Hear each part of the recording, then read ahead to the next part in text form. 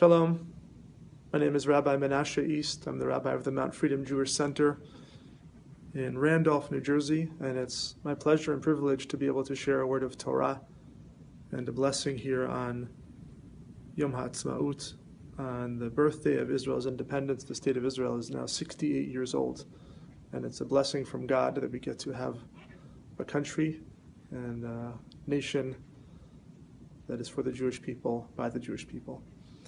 And I think about today the verse in Exodus that we will be a Mamlechet Kohanim B'Goy Kadosh, a kingdom of priests and a holy nation.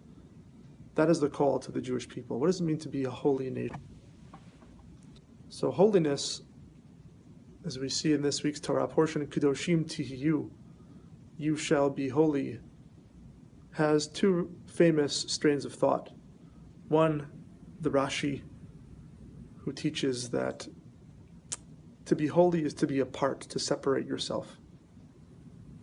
Another strain of thought is the Ramban's view, Nachmanides, who says, no, it's more about lifting yourself up beyond expectations, being particularly special and unique. And these ideas are really ways that I think help me frame thinking about the state of Israel, Medinat Yisrael, that Israel is a country that is holy because it is apart. It's a country that is isolated and is sometimes picked on and mistreated. And it's a country that lives in a dangerous neighborhood. It's a country that is the Jewish homeland, and the sense of Jewish separation is very much experienced and felt in the greatest, largest Jewish shtetl in the world.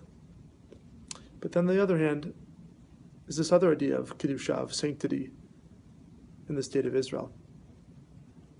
It's this idea of going beyond.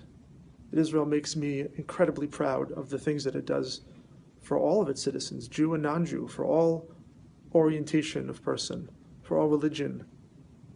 And it lives in such a difficult, such a dangerous neighborhood and tries, committed to a tiur neshek, to a purity of arms, to try to protect civilians, and sometimes even putting their own soldiers, the chayalim and chayalot, in harm's way in order to limit and prevent collateral damage.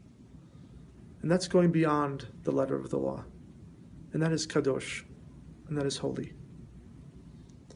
And as someone who lives in the diaspora but is so proud to be affiliated, to be a child of Israel, I think it's our mission to be ambassadors and to be spokespeople for the state of Israel.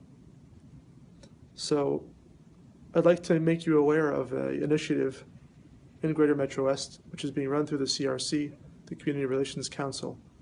It's called Partners for Peace. I am one of its co-chairs along with Rabbi Stephen Kushner.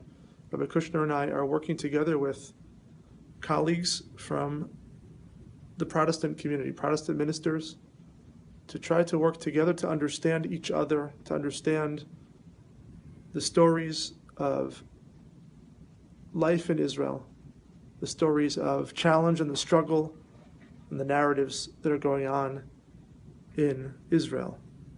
And that is a way to bring sanctity and holiness to this community, if we can better understand the sense of isolation, the sense of trying to go beyond the letter of the law, trying to do something special for our people and for our family.